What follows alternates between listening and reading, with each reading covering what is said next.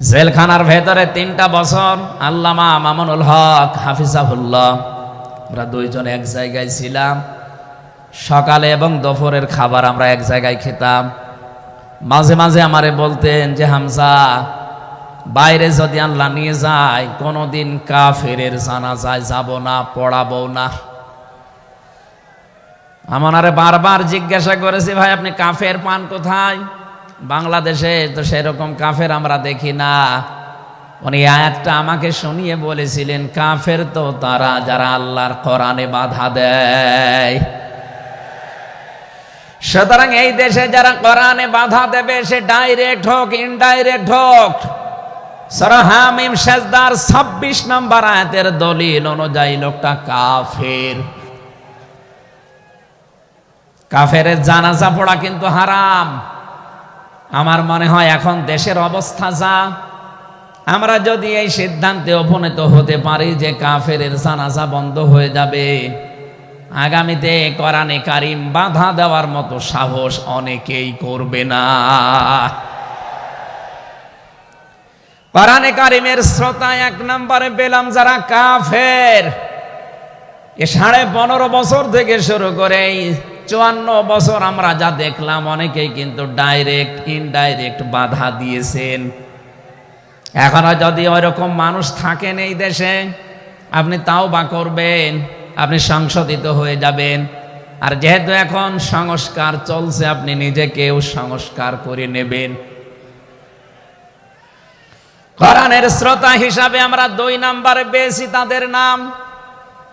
আল্লাহ রাব্বুল আলামিন বলেন, ওয়াইদা কিলা লাহুম তাআলাউ ইলা মা আনজালাল্লাহু ওয়া ইলার রাসূলি রাআইতাল মুনাফিকিনা ইয়াসুদ্দুনা আনকা সুদুদা।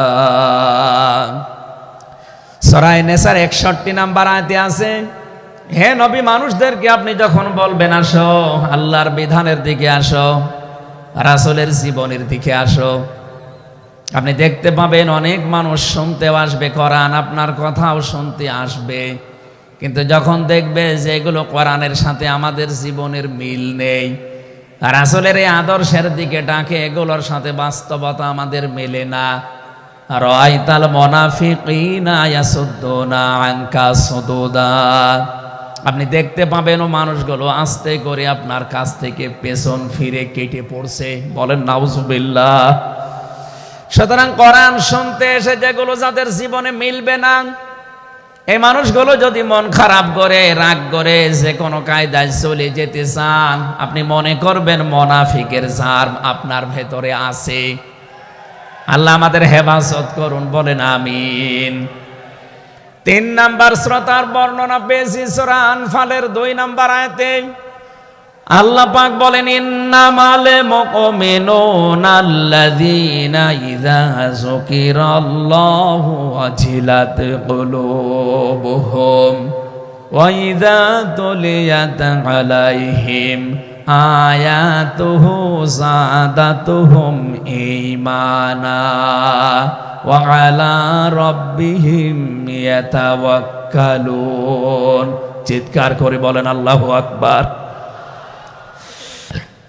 আল্লাহ পাক বলেন, আমার দৃষ্টিতে তো কোরআনের শ্রোতা আসল এবং মুমিন তারা, যাদের সামনে আমার নাম উচ্চারণ হলে তাদের অন্তরাত্মা কেঁপে ওঠে, আমার আয়াতগুলো তাদের সামনে তেলাওয়াত হলে এ মানুষগুলোর ঈমান ভেতরে যা আছে এটা আরো বেড়ে যায়। এখানে যাদাতুহুম ঈমান আর ব্যাখ্যায় আমি দেখেছি, শরীরের পশমগুলো দেখবেন আপনি হঠাৎ খাড়া হয়ে যাবে, বাম স্তনের 2 আঙ্গুল নিচে একটা গোস্তের টুকরা আছে, ওটা কাঁপবে, কাঁপাকাঁপি করবে, একটা অনির্বচন শোক আপনি আলাদা অনুভব করবেন। এই 3টা যদি এখন আমাদের ভেতরে তৈরি হয়, আলা রাব্বিহিম ইয়াতাওয়াক্কালুন, বাড়ি যাওয়ার আগে এই সিদ্ধান্ত নিয়ে যাওয়া যাবে যে আল্লাহ ছাড়া আর কারো উপরে আমরা ভরসা করি না। বলেন সুবহানাল্লাহ। এই 3টা আয়াত দিয়ে আমি বোঝাতে চেয়েছি কাফের কারা, মুনাফিক কারা, আল্লাহর দৃষ্টিতে মুমিন কারা। তিন নাম্বারে এই তরিকায় যদি আমরা এই তিনটি গুণ অর্জন করতে পারি, আজকে আল্লাহর কথাগুলো শুনলে আপনার ভেতরে কাঁপ ধরবে। দুই নাম্বারে আল্লাহর আয়াত তেলাওয়াত হবে, যখন বুঝতে পারবেন যে কি বলে, ওয়াইদা সামিউ মা উনজিলা ইলার রাসূলি তারা আয়ুনাহুম তাফিদু মিনাদ দামি মিম্মা আরাফু মিনাল হক ইয়াকুলুনা রব্বানা আমান্না ফাকতুবনা মা'আশ শাহিদিন। সূরা মায়েদা ৭ নাম্বার পারার ১ম নাম্বার পৃষ্ঠার ১ম নাম্বার লাইনের ৮৩ নাম্বার আয়াতে আছে। তাফসিরে ফি জিলালিল কোরআন থেকে শোনাচ্ছি। রব্বুল আলামিন বলেন, নবী আপনি যখন ওদের সামনে পড়বেন, আমার এই আয়াতগুলো যখন ওরা মন দিয়ে শুনবে, অনুধাবন করতে পারবে, উপলব্ধি করার যোগ্যতা যাদের আছে, আপনি দেখবেন ওদের চোখ দিয়ে মনের অজান্তে পানি পড়ছে। এজন্য অ্যাক্টিভ হন আরো, কারণ কোরআন শোনার দুইটা নিয়ম আল্লাহ দিয়েছেন, ফাসতামিউ লাহু ওয়া আনসিতু। শুধু শোনা না, তাহলে সামিয়া দিতেন। আল্লাহ ফাসতামিউ দিয়েছেন, এজন্য মনোযোগ সহকারে শুনতে হবে। আজকের তেলাওয়াতকৃত আয়াত থেকে আমরা তাফসীর আকারে কথা বলবো ইনশাআল্লাহ। দুই নাম্বারে চুপ থাকা লাগবে। আমি এখনো অনেককে দেখতে পাচ্ছি এদিকে ওদিকে তাকাচ্ছেন, গল্প করছেন। আশা করছি কোরআনে বর্ণিত আল্লাহর এই দুইটা নির্দেশ আপনি মেনে নেবেন। এক নাম্বারে চুপ থাকবেন, দুই নাম্বারে মনোযোগ সহকারে শুনবেন। লাআল্লাকুম তুরহামুন, আশা করা যায় আল্লাহর রহমত এখানে নাজিল হবে। আল্লাহ আমাদেরকে আয়াতটা মেনে চলার তৌফিক দেন, বলেন আমিন। এজন্য কোরআনের আলোচনা শুনলে সবার চোখে পানি আসবে না।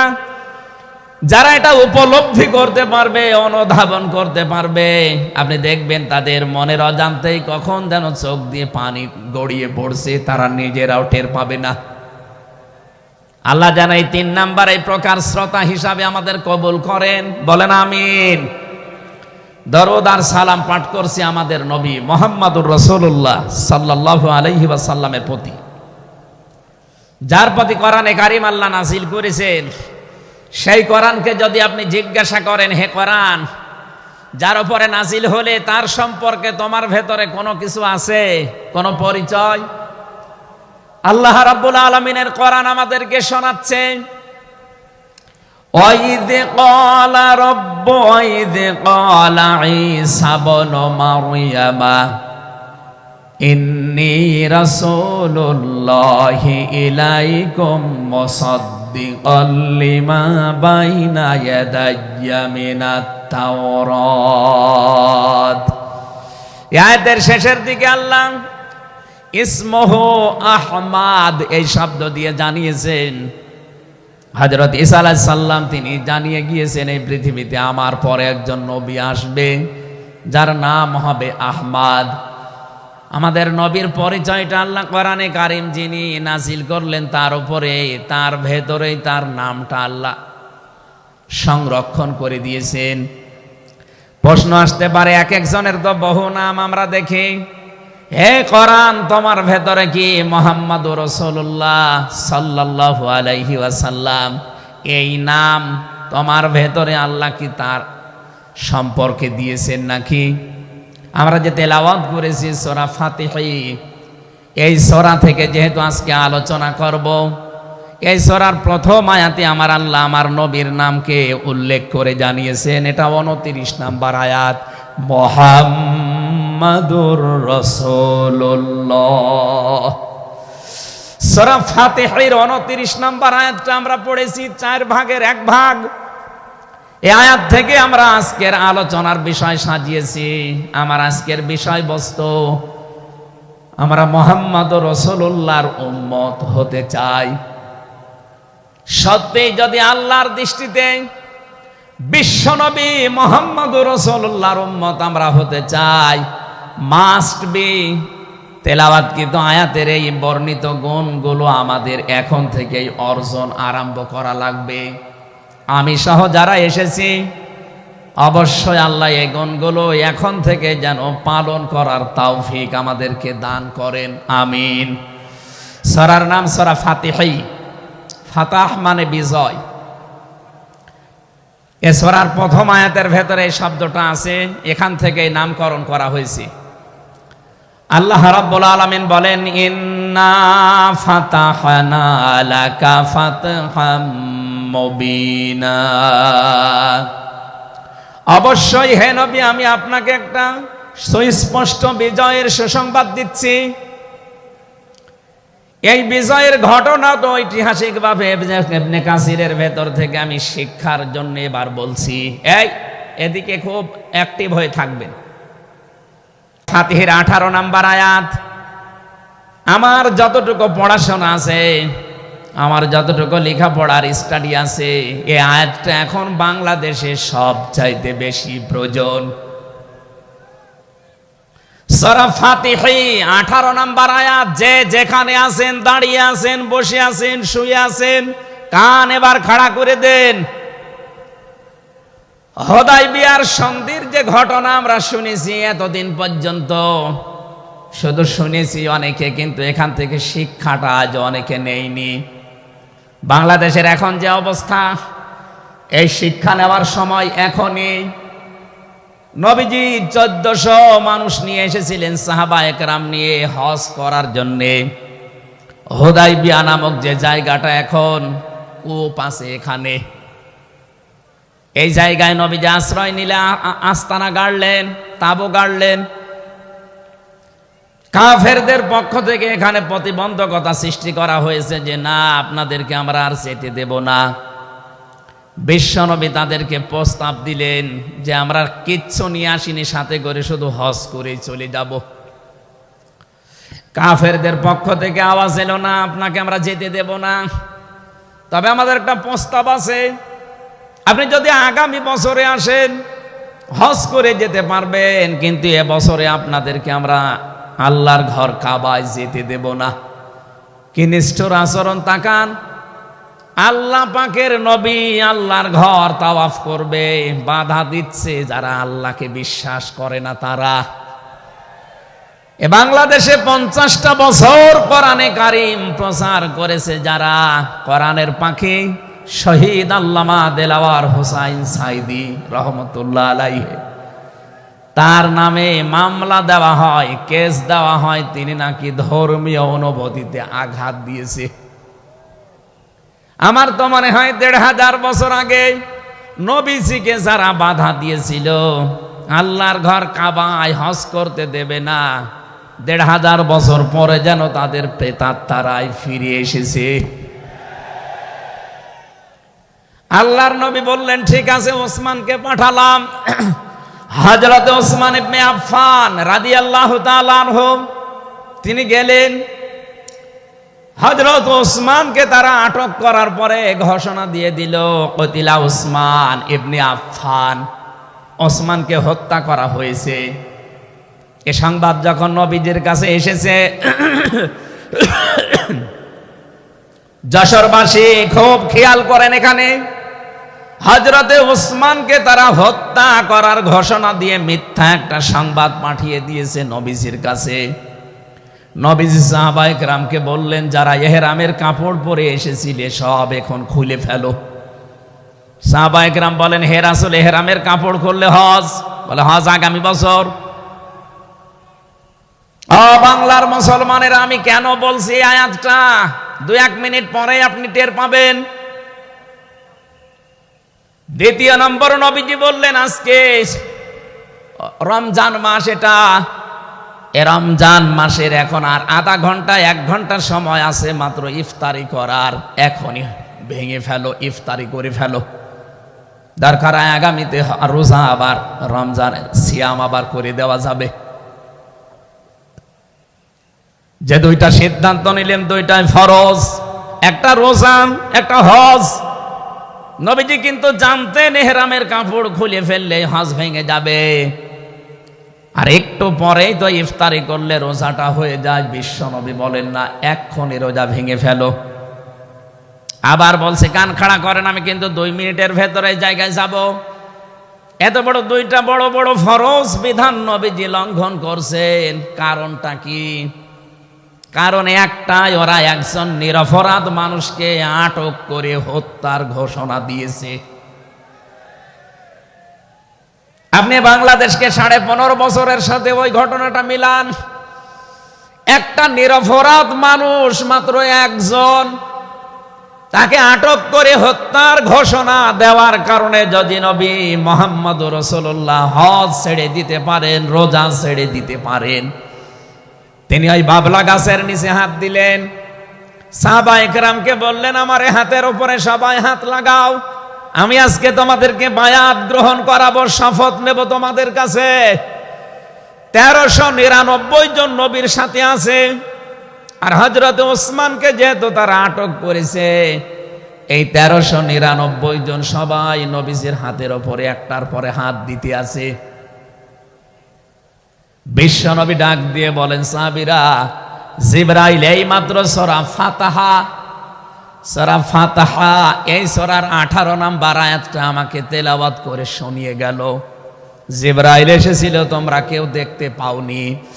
জিবরাইল আয়াতটা শুনিয়েছে, লাকাদ রাদিয়াল্লাহু আনিল মুমিনিনা ইয ইউবাইউনাকা তাহতাশ শাজারাতি ফাআলিমা মা ফি কুলুবিহিম ফানজালাস সাকিনাতা আলাইহিম ওয়া আসাবাহুম ফাতহান করিবা।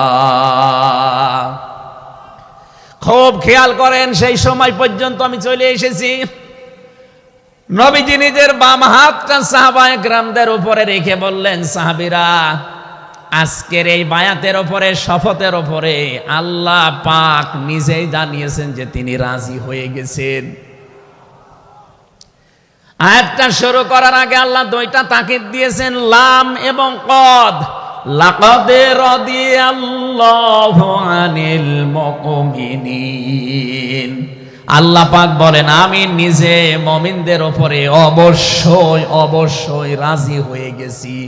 রাজি হব না, হয়ে গেছি। তাহতা শাজারাতি, এই গাছের নিচে আপনার হাতের উপরে যারা হাত দিয়ে আজকে শপথ বাক্য পাঠ করছে যে ওসমান হত্যার বদলা না নিয়ে কেউ মদিনায় ফেরত যাবে না, আমি আল্লাহ তাদের মনের খবর যেহেতু জানি, ফাআলিমা মা ফি কুলুবিহিম, তারা যে শপথ নিচ্ছে এটা কিন্তু লোক দেখানোর জন্য না, এটা মন থেকেই। ফানসালাস সাকিনাতা আলাইহিম, তাদের উপরে আমি আল্লাহর প্রশান্তি নাযিল হয়ে গেছে অলরেডি। ওয়া আসাবাহুম ফাতাহান করিবা, তাদেরকে আমি আসন্ন একটা বিজয়ের সুসংবাদ দিচ্ছি। সুতরাং এই বায়াতের রিদওয়ানের উপরে যেহেতু সবাই হাত দিয়েছে, ওসমানের হাতটা এখানে নেই, হে নবী আপনার বাম হাতটা উপরে তুলে ধরেন, এইটাই আমি ওসমানের হাত হিসাবে মেনে নিলাম। তার মানে 1400 মানুষের উপরে আমি আল্লাহ অলরেডি রাজি হয়ে গেছি।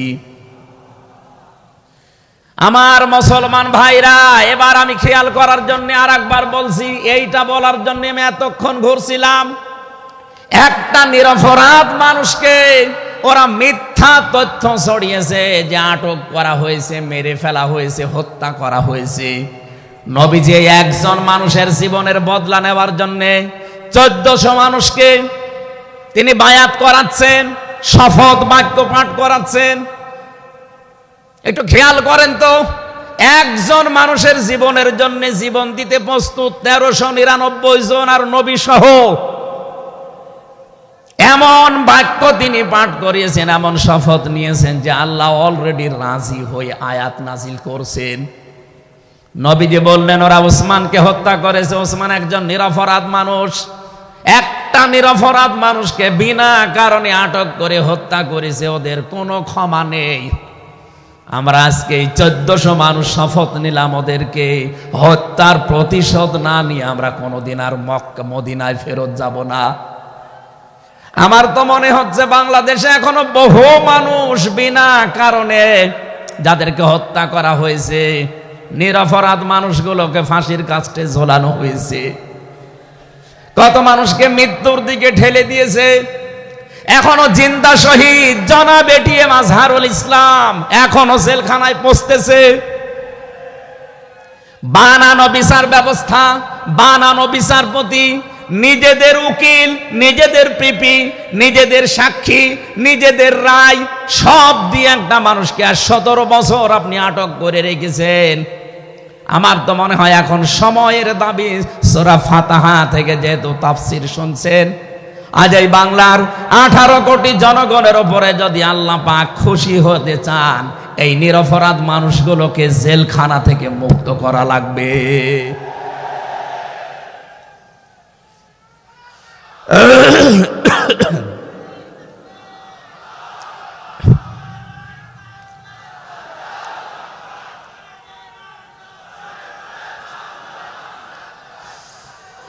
যশোরবাসী আল্লাহ রাব্বুল আলামিন এখানে কয়েকটা বিষয় আমাদেরকে উপহার দিতে চেয়েছেন সুসংবাদের মাধ্যমে। 1 নম্বরে আল্লাহ বলেন আমি রাজি হয়ে যাব। 2 নম্বরে ওদের মনের মূল কথাগুলো যেহেতু আমি জানি, সুতরাং যারা নারায়ে তাকবীর আল্লাহু আকবারে স্লোগান দিয়ে এই মাজলুম মানুষটার পক্ষে অবস্থান নিলেন, আমার তো মনে হচ্ছে ফানজালাস সাকিনাতা আলাইহিম, আল্লাহ পাক তার রহমত এখন এ দেশের উপরে নাজিল করবে।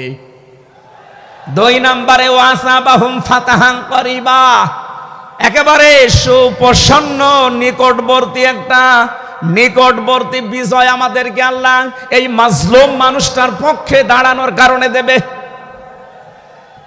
আমি আজকেও একজন জেলখাটা মানুষের সাথে কথা বলছিলাম, তিনিও প্রায় 3.5-4 বছর জেলে ছিলেন। তিনি জ্বালাচ্ছিলেন যে হামজা ভাই, আসলে আমরা যারা জেলে ছিলাম তারা ছাড়া এটা বোঝানো সম্ভব না। বহু মানুষ বিনা অপরাধে, বিশেষ করে 15.5 বছরে তো হবেই, বিনা কারণে বিনা অপরাধে কিচ্ছু জানে না, বছরের পর বছর জেলে পচতেছে। ওরা যদি একজন নিরপরাধ মানুষকে মিথ্যা কথা ছড়িয়ে দেওয়ার কারণে নবী যেরকম সিদ্ধান্ত নিতে পারে, আজ বাংলার 18 কোটি মানুষ দল বেদল সব ভুলে গিয়ে নিরপরাধ যত মানুষ জেলে ভর্তি আছে, গুম হয়েছিল, খুন হয়েছিল যারা, এদের পক্ষে দাঁড়াতে যদি সত্যি আপনি মন থেকে এগিয়ে আসতে পারেন, আল্লাহর কসম আমাদের সামনে আল্লাহ বিজয় দেখাবেন। বিজয় আমরা দেখতে পাচ্ছি সূরা কসস 20 নম্বর পারার 4 নম্বর পৃষ্ঠার 15 নম্বর লাইনের 5 নম্বর আয়াত। বাড়িতে যে আয়াতটার তাফসীর দেখবেন, আল্লাহ রাব্বুল আলামিন বলেন নুরিদু আন্নামুন্না আলাল্লাযীনা ইসতাদঈফু ফিল আরদ ওয়া নাজআলাহুম আইম্মাতা ওয়া নাজআলাহুমুল ওয়ারিসিন। আমি আল্লাহ একটা ইচ্ছা করলাম, হাজার হাজার বছর আগে হে নবী, এই পৃথিবীর ময়দানে ফেরাউন নামে একটা লোক ছিল। রাষ্ট্রীয় ক্ষমতায় থাকার কারণে ওই দেশে বিভিন্ন দলে বিদলে বিভক্ত করে মানুষকে রেখেছিল, আর একটা দলকে সে টার্গেট নিয়ে কোণঠাসা করে, ছোট করে, হীন করে রেখেছিল। সেই দলটা ছিল মুসা নবীর দল। আমি আল্লাহ একটা ইচ্ছা করলাম, জমিনের উপরে যাদেরকে দুর্বল করে রেখেছে ফেরাউন, এই দুর্বল দলের উপরে আমি আল্লাহ মনন করব। মনন মানে অনুগ্রহ করা, দয়া করা। আমি আল্লাহ দয়া করব তাদের উপরে, মনন করব। এই কারণ আমি তাদেরকে জমিনের শাসন ক্ষমতায় বসাতে চাই, জমিনের উত্তরাধিকারী তাদেরকে বানিয়ে দিতে চাই। অনুমাক্কিনা লাহুম ফিল আরদ, জমিনের উপরে তাদেরকে আমি ক্ষমতায় বসাবো, এটা আমি আল্লাহর ইচ্ছা। বলেন তো আল্লাহ যদি কোনো ইচ্ছা করে ওটা রদ করার কেউ আছে? আরো জোরে বলেন আছে? সুতরাং এই আয়াত দিয়ে আমি যেহেতু 100% আয়াতটা বিশ্বাস করি, হাজার হাজার বছর আগে ফেরাউনের এই জীবনের সাথে, কাহিনীর সাথে, তাফসিরের সাথে আমি বাংলাদেশি আয়াতটা মিলিয়েছি। দেখতে পেয়েছি 2024 সালের 5 আগস্টের পরে একটা দলের সাথে আয়াতটা মিলে যাচ্ছে।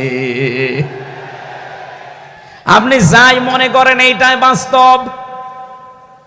এই 54.5 বছরে ভুয়া ধোয়া তুলে ভুয়া চেতনার নাম দিয়ে যাদেরকে কোণঠাসা করে রেখেছিলেন জনগণের কাছ থেকে, আল্লাহ যেন হঠাৎ করে মানুষের মনের ভেতরে তাদের প্রতি পরিবর্তন এনে দিয়েছেন।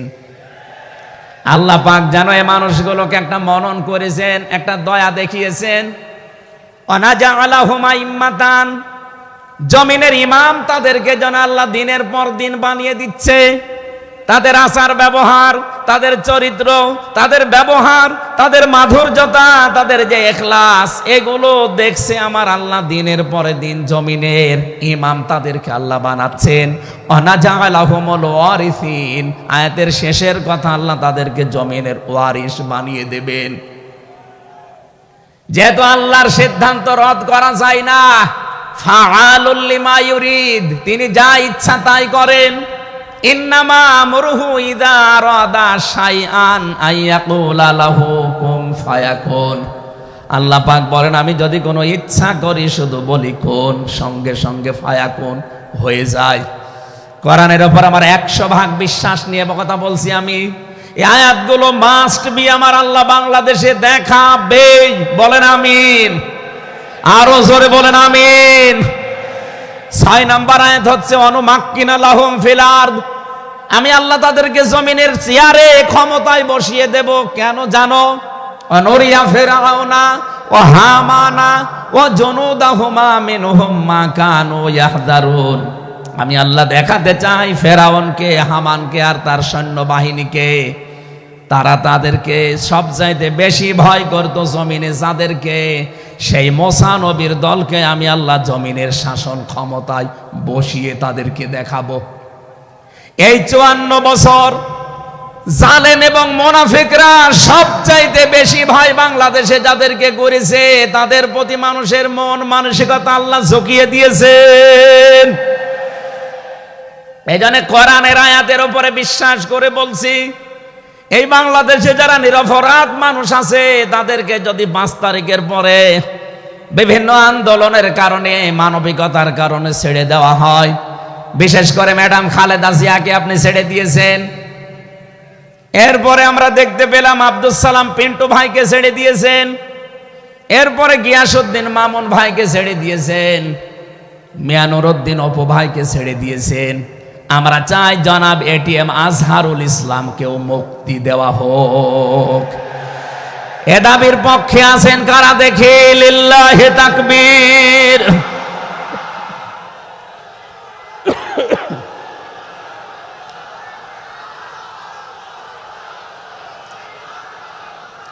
আলহামদুলিল্লাহ। ভাই, আমি আয়াতটা পড়লাম এই জন্যে, 1500 বছর আগে একটা নিরপরাধ মানুষের পক্ষে দাঁড়ানোর কারণে যদি আল্লাহ এতগুলো সুসংবাদ দিতে পারে, সাকিনা নাজিল করা, সুপ্রসন্ন, একেবারে নিকটবর্তী বিজয় দেওয়া, আমরা যদি আজ নিরপরাধ মানুষগুলো যারা আজ জুলুমের শিকার হয়ে 15.5 বছর 17 বছর মানবেতর আসে, দান সাদকা করে, আরে ভাই এগুলো সবই আল্লাহর বিধান।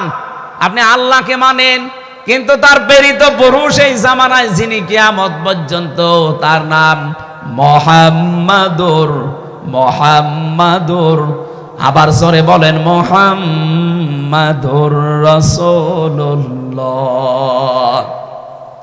এতক্ষণ পর্যন্ত যা বললাম আমি আশা করছি আপনি বুঝেছেন। বিশ্ব নবী বাদ দিয়ে অন্য কারো আদর্শ এই জমিনে মানা যাবে না। মানলে আপনি বুঝে মানেন, আর না বুঝে মানেন আপনি জাহান্নামী।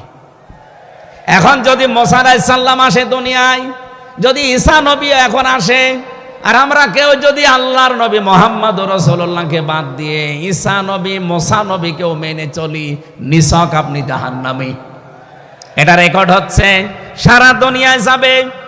সূরা আলে ইমরানের 80 নম্বর আয়াত। অন্য ধর্মে যারা আছেন, ইহুদি, খ্রিস্টান, আহলে কিতাব যারা দাবি করেন, এমনকি এই মুশরিকদের ভেতরেও যারা, বৌদ্ধদের ভেতরে যারা অমুসলিম, তাদেরকে বলছি আপনারা ভুল পথে আছেন।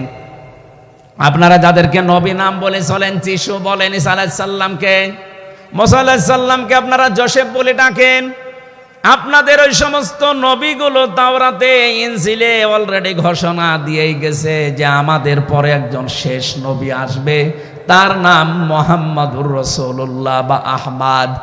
তাকে যদি তোমরা জীবদ্দশায় পেয়ে যাও, পৃথিবীর সব কিছু ছেড়ে দিয়ে তার আদর্শটা গ্রহণ করবা, নয়তো পথভ্রান্ত হয়ে পথভ্রষ্ট হয়ে জাহান্নামে যাওয়া লাগবে। যাকে মেনে চলার দাবি করেন সেই যিশু, সেই যোসেফ, হযরত ঈসা নবী, হযরত মুসা নবী, তারাই যেহেতু ঘোষণা তাওরাতে ইনজিলে দিয়ে দিয়েছে, হয়তো আপনাদের পুরোহিত যারা, ধর্মগুরু যারা, ঠাকুর যারা আপনাদেরকে শোনায় না। এই সত্য বিধান আপনি ইনজিলে পড়েন, আমার শেষের শব্দ ছিল ফিত তাওরাতি ওয়াল ইনজিল। এই দুইটা কিতাব আপনারা পড়ে দেখবেন, এখানে আমাদের নবী শেষ নবীর বর্ণনা আছে 903 জায়গায়। বলেন আল্লাহু আকবার। আল্লাহ পাক প্রথম শব্দে জানাতে চেয়েছেন, হে নবী, কেউ যদি আপনাকে স্বীকার না করে, কেউ না মানে, আমি আল্লাহ নিজে ঘোষণা দিলাম, ওয়াল্লাযীনা মাআহু আশিদ্দাউ আলাল কুফফার। আপনার সঙ্গে সাথী যারা হবে, আপনার সাথে যারা থাকবে, আপনার উম্মত বলে যারা কিয়ামত পর্যন্ত দাবি করবে, তাদের ভেতরে এই গুণগুলো মাস্ট বি পাওয়া যাবে। যশোরবাসী, এবার আপনাদের জন্য আপনি মিলান তো এই আয়াতটা নিজের জীবনে আছে কিনা। ওয়াল্লাযীনা, আর যারা মাআহু, আপনার সঙ্গে থাকবে, আশিদ্দাউ আলাল কুফফার, তারা কাফেরদের প্রতি বজ্রকণ্ঠ হবে। কালকে মাওলানা মামুনুল হক, আমি ছিলাম কালকে চট্টগ্রামের ফেনীতে, একটু লাইভ দেখেছি। উনি কিন্তু শেষের দিকে এটা জানিয়েছেন, ওঠো বজ্রমুঠি করো, ঘোষণা দাও। এ কথা বলেনি? কথা বলেন না কেন? ওনার এইটাই সামারাইজ, আশিদ্দাউ আলাল কুফফার, কাফেরদের প্রতি কঠোর হওয়া লাগবে। সেই সময় এখন অলরেডি চলছে। প্রতিবেশী নামে আমাদের যারা আছে, যেহেতু প্রতিবেশী পাল্টানো যায় না, এজন্য আমরা বেশি কিছু বলছি না। আমরা আশা করব যে প্রতিবেশীর চরিত্র পাল্টাবে। নবীজি প্রতিবেশী সম্পর্কে এত বেশি কথা জানিয়েছেন, মাঝে মাঝে বলতেন, জিবরাইল, প্রতিবেশী সম্পর্কে যত কথা তুমি বলো, মনে হয় যে আমার জমি জায়গার ভাগও দেওয়া লাগবে। যেহেতু এত দামি জিনিস প্রতিবেশী, এত গুরুত্বপূর্ণ, আপনাদেরকে তো আমরা পাল্টাতে পারবো না, আমাদের জমির সাথে আপনাদের জমি। এই জন্য বলছে আপনারা চরিত্র পাল্টাবেন। আপনি মাইক্রোসফট, ভয়েস অফ আমেরিকা, এগুলো সব খ্রিস্টানরা, ইহুদিরা চালায়। তারা তামাম দুনিয়ার 257টা রাষ্ট্রে কিন্তু বিশ্বে সবচাইতে বেশি মিথ্যা কথা বলা হয় ভারতে। পৃথিবীর 257টা রাষ্ট্রের ভেতরে সবচাইতে বেশি সংখ্যালঘুরা নিরাপত্তার সহিত বাস করে বাংলাদেশে। অথচ এই দুইটা এতদিন, 54 বছর আমরা স্বাধীন হয়েছি, 54টা বছরে আমাদের পেছনে এই মিথ্যা দুইটা তথ্যই প্রতিবেশীরা ছড়িয়েছে। সারা দুনিয়ার মোড়লদেরকে বলতো যে বাংলাদেশে সংখ্যালঘু নির্যাতন হয়। এদেশের গোবিন্দ পরামানিক, কুমার কি সেন যেন, কয়েকজন মিলে তারা বিবৃতি অলরেডি মাঝে মাঝাই দিচ্ছে যে আগস্টের 5 তারিখের পর থেকে বাংলাদেশে আমরা সবচাইতে বেশি নিরাপত্তায় আছি সংখ্যালঘুরা। এখনো তো কোরআনে কারিম এই দেশে কায়েম হয়নি। আমি কোরআনের এই অনুষ্ঠান থেকে আপনাদেরকে গ্যারান্টি দিতে পারি, আল্লাহর কসম, কোরআনে কারিম যদি এদেশের রাষ্ট্রীয় ক্ষমতায় চলে আসে, বাংলাদেশের সবচাইতে বেশি নিরাপদে থাকবে সংখ্যালঘুরা। একজন মুসলমানের মাথায় যদি কেউ আঘাত করে, একটা গুনাহ হবে। একটা অমুসলিমের গায়ে যদি কেউ আঘাত করে, ডবল গুনাহ হবে। বাংলার মুসলমানেরা অনেকে মনে করেন যে এটা মনে হয় নতুন হাদিস। না, আপনি একজন মুসলমানকে আপনি মারলেন, আপনার নিজের ভাই, সে আল মুসলিম ও আখুল মুসলিম, কিন্তু অমুসলিম আপনার ভাই। এ কথা কোরআনেও নেই, হাদিসেও নেই। কি কথা বলেন এখন? 3টা বিষয় যদি কারো ভেতরে পান, সে যেই হোক, এক নম্বরে কেউ যদি আমার কেবলাকে কেবলা মনে করে ফাহুয়া আখি, সে আমার ভাই। দুই নম্বরে আমার জবাই করা জিনিস যদি সে খেতে চায় ফাহুয়া আখি, সে আমার ভাই। তিন নম্বরে সে যদি আমার মতো নামাজ পড়ে সে আমার ভাই।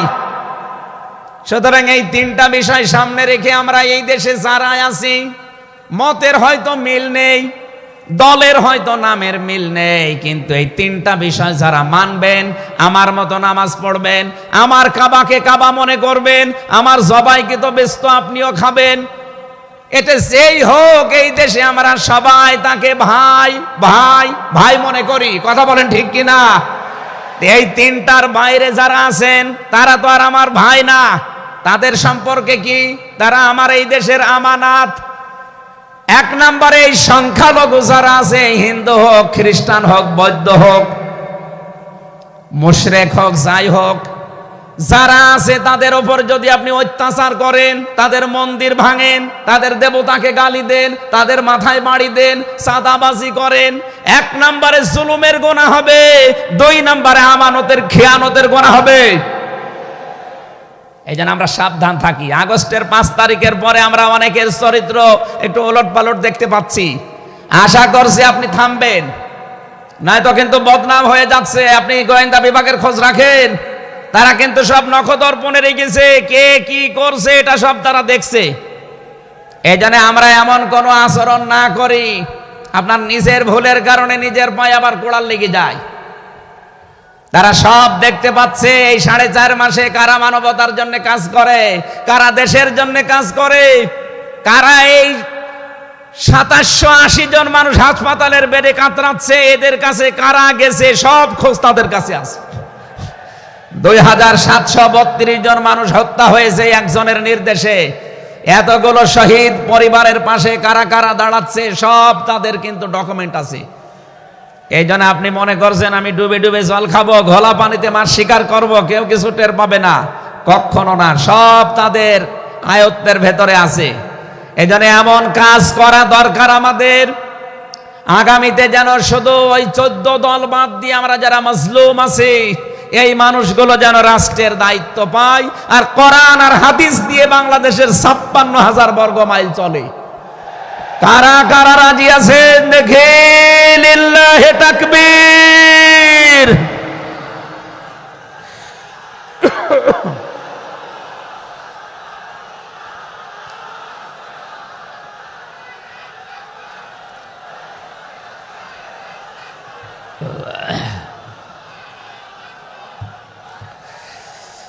আমার ভাইরা, এবার আমি মূল কথায় যাচ্ছি।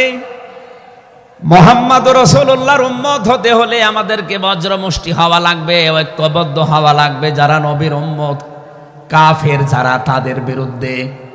আমি কাফেরের পরিচয় সে প্রথমে দিয়েছি। যে মানুষগুলো কোরআনে কারিমে বাধা দেয়, কোরআনের শিক্ষায়, কোরআনের প্রচারে, কোরআনের প্রসারে, কোরআন কায়েমে যারাই বাংলাদেশে বাধা দেবে, তার নাম আব্দুল আলিম হতে পারে, কে কাফের। এদের বিরুদ্ধে কঠোর হওয়া লাগবে আপনাকে। আমি আবার বোঝার জন্য বলছি, নাম হয়তো আপনার আল্লাহর নাম আপনি নিয়েছেন আব্দুল আলিম, আব্দুল খালেক, কিন্তু আপনার কাজ যদি কোরআন প্রচারে বাধা দেওয়া হয়, ডাইরেক্ট ইনডাইরেক্ট, অবশ্যই আপনি বুঝতে পেরেছেন আমি কি বলছি। আপনি কিন্তু আর সাধারণ মানুষ নেই, আপনি মুনাফিকও নেই, আপনি মুসলমানও নেই, আপনি কাফের হয়ে গেছেন। আল্লাহ আমাদের হেফাজত করুন, বলেন আমিন। কাফেরদের যত অনুষ্ঠান আছে সেখানেও কড়াকড়ি করা লাগবে আপনাকে। কে বলেছে ধর্ম যার যার উৎসব সবার? এটা কুফরি কথা। ধর্ম যার যার, উৎসব তার তার। এই কথা বলুন। মান তাশাব্বাহা বিকওমিন ফাহুয়া মিনহুম। যার সাথে যার সাদৃশ্য মিলবে, সে আচার ব্যবহারে, ধর্মীয় রীতিনীতিতে কিয়ামতের দিন তার সাথে থাকা লাগবে। কোনদিন আজ পর্যন্ত আপনি পিটিয়েও কোন হিন্দু ভাইকে গরু জবাই করেন যখন কোরবানি দেওয়ার জন্য, তাকে পাবেন। তারা জানে যেটা আমাদের ধর্মীয় অনুষ্ঠান না, এই জন্য তারা আসে না, ঠিক করে তারা আসে না। আপনি কোন কারণে সেখানে যাবেন?